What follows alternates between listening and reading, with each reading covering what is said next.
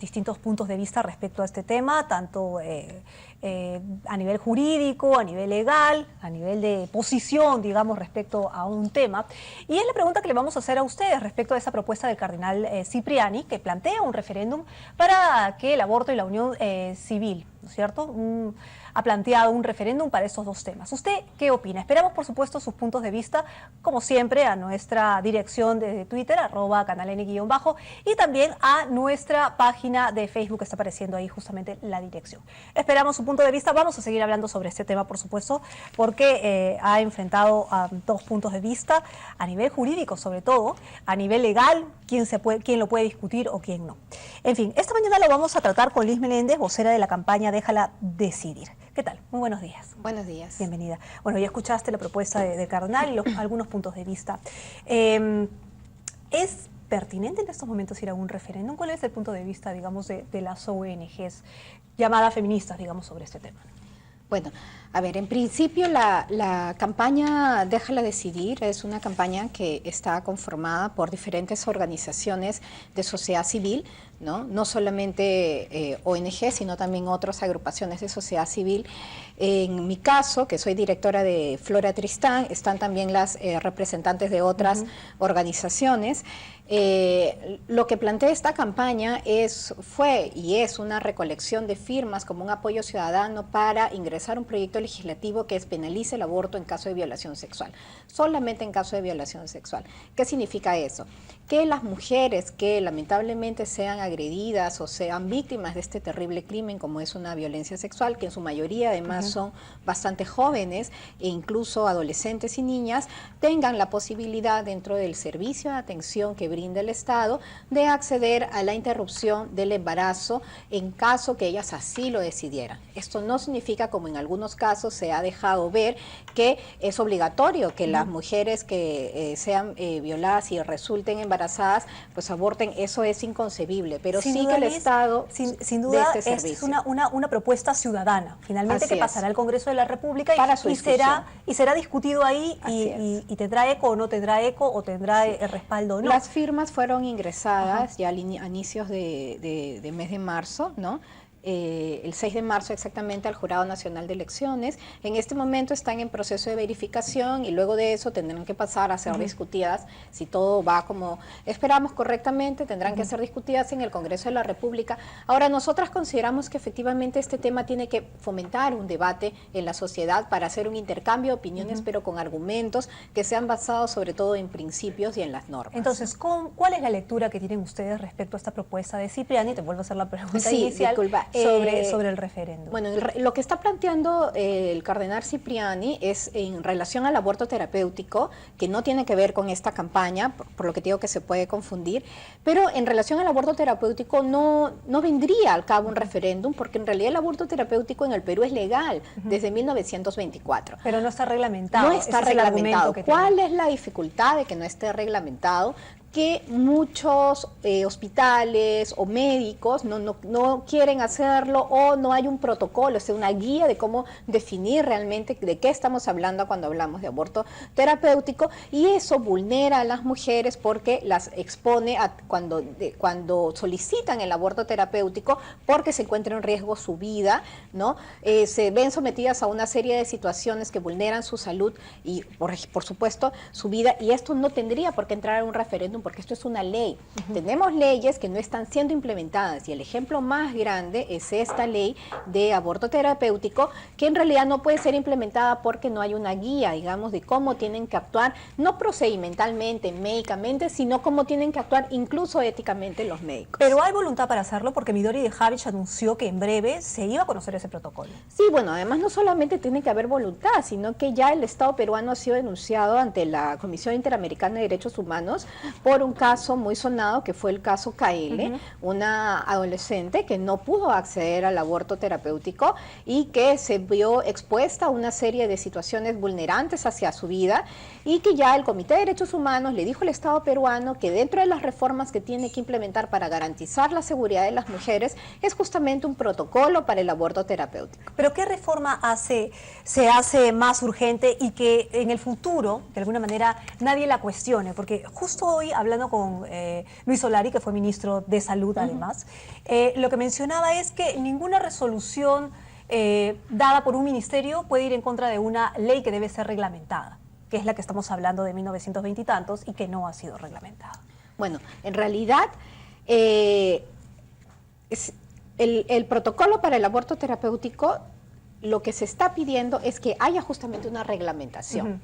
¿Por qué? Porque las mujeres, los médicos, los hospitales, etc., los centros de salud no pueden, digamos, realizar el procedimiento porque tienen temor de una denuncia, porque tienen temor de qué es lo que va a pasar después, no saben, digamos, cómo actuar, y eso está haciendo que las mujeres no accedan a este derecho que es legal. Si tú tienes una ley, es que eso no es lógico, si tú tienes una ley, ¿no?, que se supone que las leyes, ¿para qué están? Para ser cumplidas, para que, digamos, se implementen. No puedes tener una ley que en realidad no se implementa, ¿no? Y que en realidad al no implementarla vulneras a las mujeres. Y todos los criterios que se están manejando para impedir que este protocolo se apruebe, aunque está ya como meta en el Plan de Igualdad de Género, vienen a partir de criterios bastante confesionales, conservadores, ¿no?, que en realidad no tienen por qué mezclarse con la política pública. Por eso te preguntaba si hay voluntad de alguna manera de cambio, porque hemos tenido sí ministros como Luis Solari, que sí, con él era imposible. Es conservador. Ana Jara también ha sido criticada por ese tema y estamos hablando de este gobierno. Sí.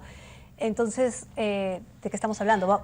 La ministra ha dicho que lo va a aprobar, ¿no?, que lo va a aprobar en estos meses. Esperamos de que este compromiso se dé efectivamente, porque no solamente es un compromiso, y ahí tienen que quedar claro, no es un compromiso con las ONGs, es un compromiso con la ciudadanía, que organizaciones de derechos de las mujeres, que a veces quieren, digamos, estigmatizarlas diciéndoles que las ONGs esto, lo otro, estén trabajando justamente para que el Estado cumpla con este compromiso. Se está trabajando para que cumpla con los derechos humanos de las mujeres. Liz, te voy a pedir un minuto, por favor, porque tenemos información en vivo desde el Congreso de la República y vamos a regresar para seguir conversando. Pida romance por lo que está sucediendo allí. Pero bueno, vamos a retomar lo que estábamos conversando. Estábamos hablando sobre esa propuesta del cardenal Cipriani de pedir un referéndum para aprobar el pedido, ¿no es cierto? Un referéndum por el pedido de aprobar el aborto en casos de violación, eso por un lado, que estábamos conversando ya, y por otro tema, por el de la unión civil, que vale la pena también conversarlo ya que teníamos algunos puntos de vista. Respecto a ese tema, básicamente. El de la unión civil, bueno, en realidad, la unión civil, así como van a la Constitución, en realidad la Constitución también señala que todos somos iguales, que todos y todas somos iguales, y hay una ley contra la discriminación en el Perú para justamente prevenir y sancionar la discriminación, y en realidad lo que se está planteando ni siquiera es el matrimonio igualitario, sino es la unión civil de hecho, ¿no? Y en realidad me parece que si las personas efectivamente somos iguales en derechos, tendríamos que ser efectivamente iguales en las situaciones y en las instituciones o en las formas que velan o resguardan estos derechos, ¿no? En realidad el que no se quiera aprobar, el que se cuestione la aprobación, especialmente desde los grupos conservadores, es una muestra de intolerancia, es una muestra de no avance en el plano del reconocimiento de los derechos humanos de todas las personas, ¿no? Como bien dijo el representante del MOL también en una entrevista, en realidad los derechos humanos no se consultan, ¿no? Es un derecho que ellos tienen, que las personas que tienen una opción sexual que no es la heterosexual, ¿no?, de formar, digamos, una pareja que esté legalmente constituida en tanto que eso le va a permitir acceder a derechos. ¿Y ¿no? tienen la sensación de que ese proyecto va a pasar? Porque muchas veces se han discutido realmente cosas y al final no pasan en el Congreso porque hay no muchas hay cosas apoyo. que se han discutido.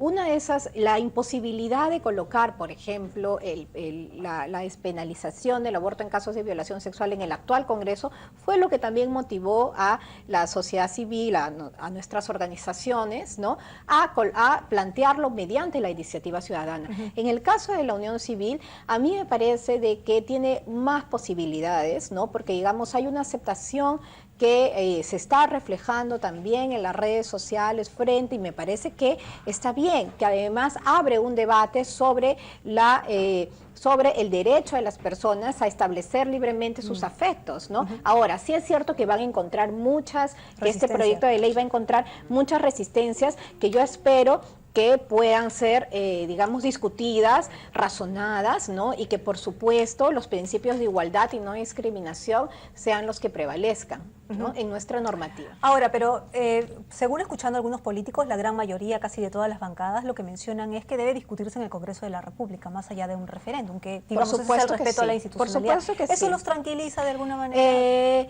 En realidad nosotras tratamos, y creo que todas las organizaciones de derechos humanos tratamos de confiar, ¿no?, en el Estado de Derecho. Somos organizaciones que confiamos en la democracia, por lo tanto confiamos en los recursos que la democracia tiene, pero sí pensamos que los grupos católicos, o especialmente el cardenal Cipriani, que es el principal representante de la Iglesia Católica en el Perú, no debería meterse en el plano de las políticas públicas, porque tanto que él va a la Constitución específicamente señala que estamos en un Estado laico. ¿Eso qué significa? Que las políticas públicas se definen en el marco de principios universales de derechos humanos, se definen en el marco de las normativas ya existentes y deben ser implementadas. Que las cuestiones de la fe y las cuestiones confesionales son para el ámbito privado de las personas. Entonces, por supuesto que hay intromisión. Por supuesto que hay intromisión. ¿Y quién se lo está permitiendo? ¿Quién le tendría que parar el...? Tendrían que parar los grupos políticos, por supuesto, tendría que ser esto detenido a través justamente de la aprobación y de la implementación de políticas que son justamente a las que se está oponiendo, con argumentos que en realidad forman parte, que sí es válido. No es que las personas no tengan derecho a opinar. Por ejemplo, me preguntaban el otro día sobre la Marcha por la Vida, me decían que si parecía si estaba bien sector de la población que supuesto, hay un buen sector de la población que tienen todo el derecho a expresarse, así como también cuando nosotros y nosotras planteamos algunas cuestiones y salimos el Día de la No Violencia contra las Mujeres, etc., el Día de la Salud de las Mujeres, tenemos derecho a expresarnos todos en una democracia. Lo que no tenemos derecho es, digamos, a interferir en las políticas públicas con criterios confesionales que pertenecen a otro ámbito. Liz, yo quería aprovechar para hablar sobre un caso que se dio a conocer ayer en Cuarto Poder, que es un crimen por odio, pero no sé si estás bien enterada. Es una pareja de lesbianas y una ha sido atacada por el hermano de una de ellas, ¿no es cierto? ¿Está tipificado como crimen de odio? ¿Cómo se trabaja ese tema? Todavía no está tipificado los crímenes de odio, ¿no? Están, digamos, lo que hay ahora, bueno, hay una ley contra la discriminación, están también, bueno, está el feminicidio, bueno, en este caso no tendría que verse cuáles han sido las características, está el homicidio, está el parricidio, qué sé yo, tendría que verse, digamos, hacer un análisis que, digamos, más profundo de en qué categoría iría este crimen, ¿no?